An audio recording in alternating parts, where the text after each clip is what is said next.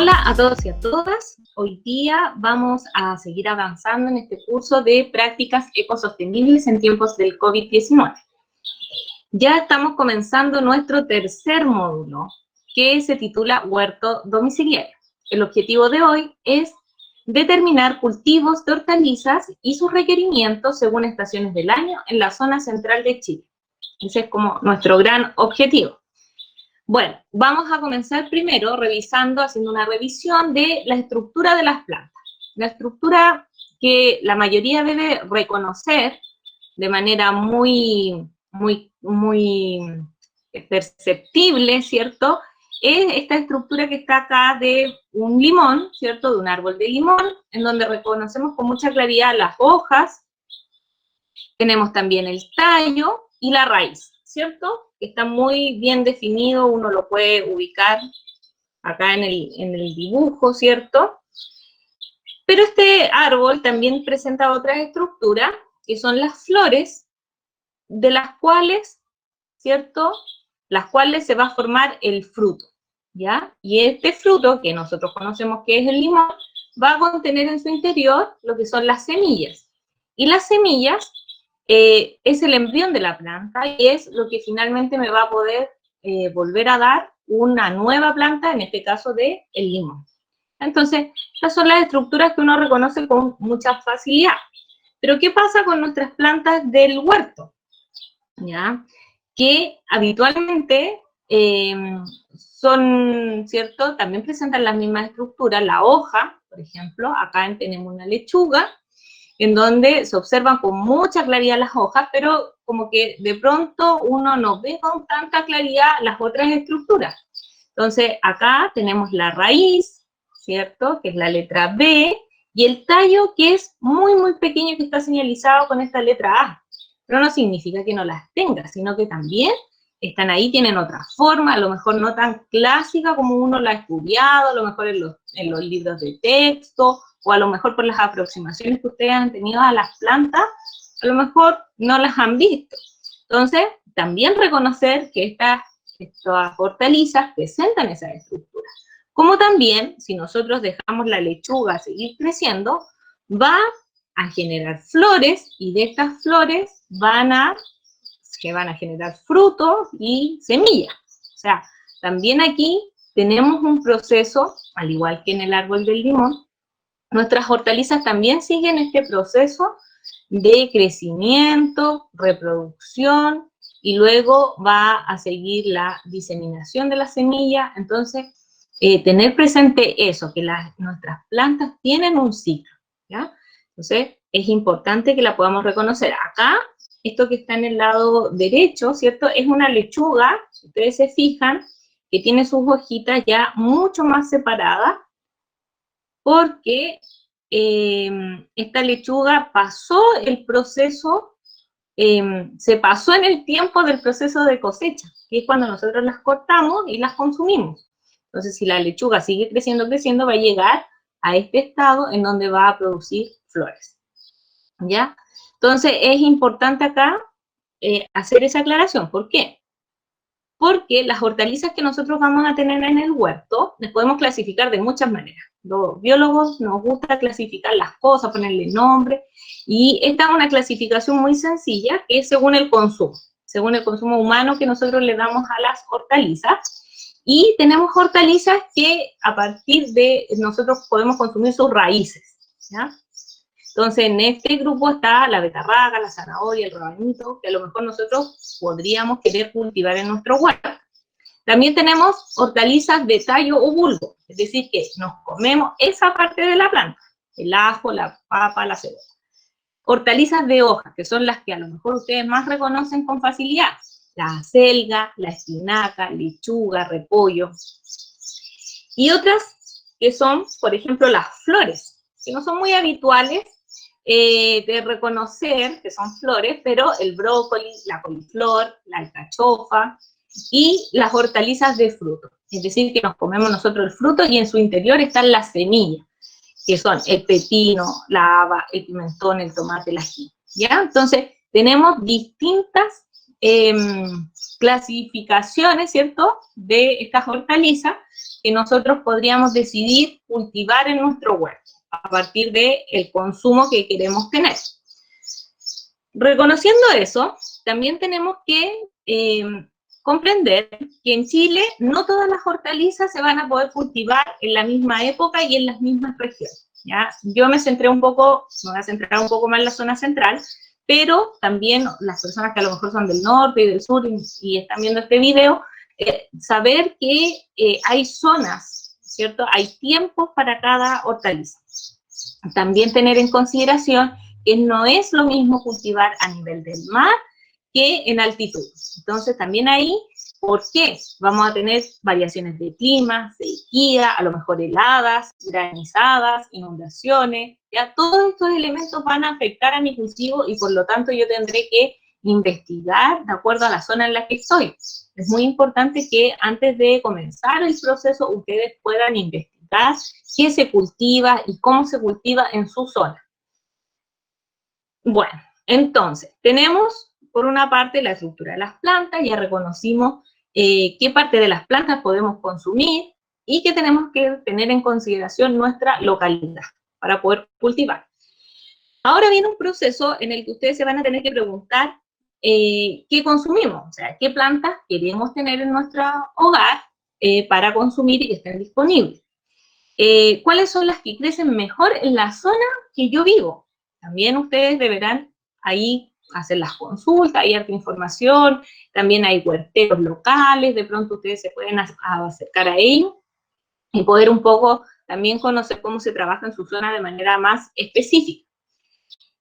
¿Cuál es la época de siembra y de cosecha de cada una? Eso vamos a revisar también acá.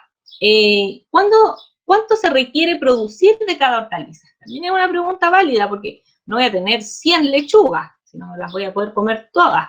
Entonces tendré que ir secuenciando también el cultivo de las hortalizas que yo quiera trabajar en mi casa. Bueno, otro punto importante dentro de los cultivos es la rotación. Es decir, pensemos que ya nosotros comenzamos con nuestros cultivos.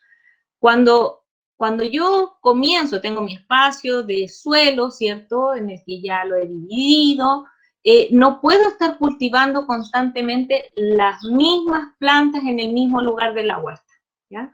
Ni de la misma familia. ¿Por qué? Porque esto hace que ese grupo de familias de plantas consuman los mismos nutrientes siempre. Entonces, eso va degradando el suelo y no es nuestra idea. También favorece el crecimiento de malezas o aproxima plagas que son específicas también para esa familia, enfermedades. Entonces, tenemos que estar rotando, cambiando de ubicación.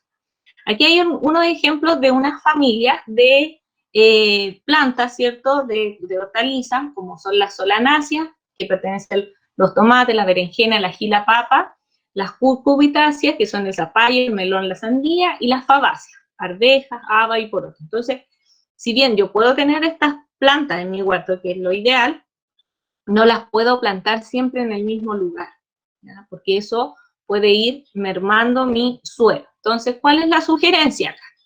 La sugerencia es que si yo tengo acá, tengo representado, ¿cierto?, este cuadrado, en donde en una temporada planté las solanáceas en este sector, en el sector izquierdo superior, después a la siguiente temporada las voy a cambiar al sector derecho superior, y así las voy rotando por temporada, ¿ya? Por temporada, y así no voy desgastando mi suelo. Esa es una sugerencia para más adelante, para que lo tengan en consideración.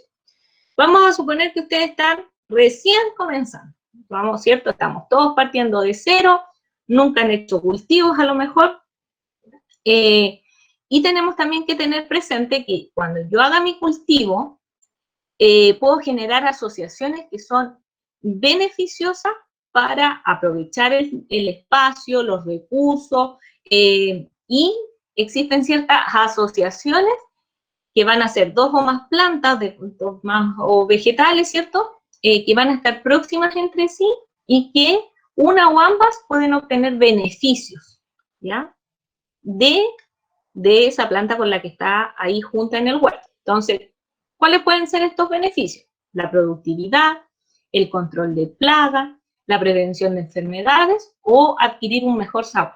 Entonces, aquí les voy a mostrar algunos ejemplos, que son, por ejemplo, aquí el rabanito y la zanahoria. Si yo planto de manera muy cercana, como está acá en la foto, el rabanito, que es el más grande, que tiene un crecimiento rápido, al lado de la zanahoria, que es de crecimiento lento, este rabanito le va a ir dando un poquito de sombra a estas hojitas que son mucho más pequeñas. Entonces, eso va a favorecer el crecimiento de la zanahoria, porque va a estar como protegida por el rabanito. Como el rabanito crece más rápido, la zanahoria va a seguir creciendo y cuando ya esté más grande, más frondosa, yo puedo ya cosechar el rabanito. Entonces, esa es una asociación productiva. Otra asociación productiva puede ser la lechuga con el puerro o zanahoria. ¿Por qué? Porque aprovecho el espacio. Ven acá en la foto, ¿cierto? Tengo mi lechuga que es grande, frondosa, tiene hartas hojas, y al lado el puerro, ¿cierto? Que está ocupando un pequeño espacio porque es mucho más pequeño. Entonces aprovecho mucho mejor el espacio que tengo en mi huerta. Existen también asociaciones que pueden ser perjudiciales y nosotros tenemos que tenerlas presentes, como las cebollas con la leguminosa. No podemos hacer esas mezclas, porque si no, ahí las leguminosas van a salir perjudicadas. Entonces tenemos que revisar ahí cuáles son nuestras asociaciones perjudiciales. También puede suceder que si nosotros tenemos plantas que son de la misma familia, que son atacadas por las mismas plagas, vamos a tener un desastre en el huerto, porque van a llegar todas las plagas, por ejemplo, tomate, berenjena y papa, si las plantamos todas juntas, van a llegar todas las plagas que atacan a esa familia y vamos a tener problemas. Entonces, la idea no es juntar plantas que atraigan las mismas plagas, los mismos insectos, ¿ya? Entonces, y que puedan ser perjudiciales, obviamente. ¿Qué no puede faltar en una huerta, en un espacio, ¿cierto?, de cultivo? Son las plantas llamadas aromáticas, ¿ya? ¿Por qué? Porque ellas hacen un efecto repelente de las plantas. ¿Cuáles son estas? Y ustedes aquí se pueden sorprender también porque son flores en algunos casos, como los crisantemos, está la salvia, la albahaca, la menta, caléndula, capuchina, lavanda, ruda, melisa y romero. Si nosotros tenemos algunas de estas, no tienen que tenerlas todas, si tenemos algunas de estas vamos a estar alejando algunas plagas. ¿Por qué? Porque las plagas se van a ir a en algunos casos se van a ir a esas plantas o definitivamente las van a alejar por sus aromas. Entonces, por eso es importante también considerarlas en la estructura de su huerto, que tengan algunas de ellas. Bien, cultivos y asociaciones. Como les hablaba, existen algunas asociaciones que son muy beneficiosas. Aquí tenemos un ejemplo. Vamos a tomar el tomate con el ajo, ¿ya? Entonces, cuando yo tengo mi cultivo, que es de tomate, y coloco plantas acompañantes, que es el ajo, esta planta hace un control de insectos y de hongos, por lo tanto tiene una acción repelente. A eso se refiere. Entonces acá podemos encontrar varios ejemplos. El repollo podría estar acompañado con todas estas plantas, el apio, eneldo, manzanilla, orégano, menta, perejil, puerro, romero, salvia y tomillo. Y cada una de ellas genera un beneficio en esta asociación para el repollo, para que el repollo crezca muy bien. Acá también el tomate, ¿cierto? Como les decía, la zanahoria o el zapallo. La mayoría de los efectos que nosotros vemos acá en esta tabla son más bien de repelente, es decir, van a alejar a ciertos insectos que puedan estar afectando al cultivo original. Acá también tenemos una que es muy beneficiosa, que es la borraja. La borraja lo que hace es también atraer las abejas.